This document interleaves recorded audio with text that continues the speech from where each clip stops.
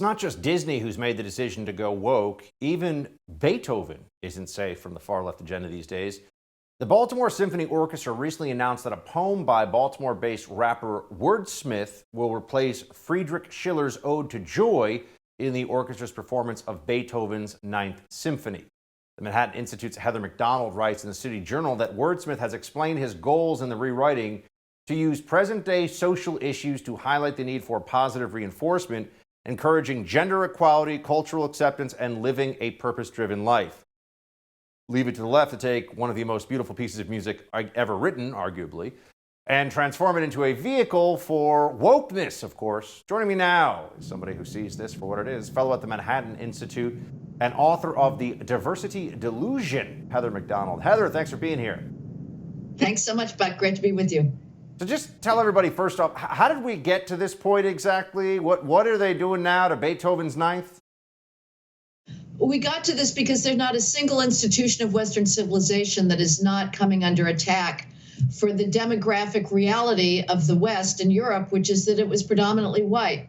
All you need to do if you're a member of the New York Times or the Washington Post or CNN to discredit an institution, a tradition, or an individual is to point out that that person or institution is white. Beethoven was one of the greatest composers, arguably by some lights, the greatest composer in world history, but he happens to be white. So he must come down. A work that has given inspiration to billions across the globe in its paean to freedom, to human togetherness, to brotherhood, drawing upon not just Beethoven, but one of the great German philosophers and poets and dramatists, Friedrich Schiller, now is being rendered asunder. The integrity of this work, which is a precious moment in the evolution of Western art, is being torn apart, and we have an incredibly insipid, woke-driven poem by a Baltimore-based rapper put in the place of one of the great poems by Friedrich Schiller. Heather, we have some of the altered lyrics to Beethoven's Ninth Symphony. The original reads, "World, do you know your creator? Seek him in the starry canopy. Above the stars must he dwell." They have changed this to positive vibes for an ode to joy. Rise, oh rise, be the voice of change. We must show more empathy. That's a word I know that people like to use a lot on the left these days. Got to show more empathy. What do you think? And that's how he ends his poem. It is the most flat ending possible. Schiller, the Beethoven excerpt, moves up into the heavens. It's a sublime, ecstatic moment. Wordsmith ends like out of some sort of corporate diversity training. You know, the thing is, Marin Alsop, the conductor of the Baltimore Symphony Orchestra, has said, well, Schiller is no longer relevant for today. Oh, please. The signal trait of today is narcissism. People believe that they only want to hear about themselves. They only want to experience their own idiom.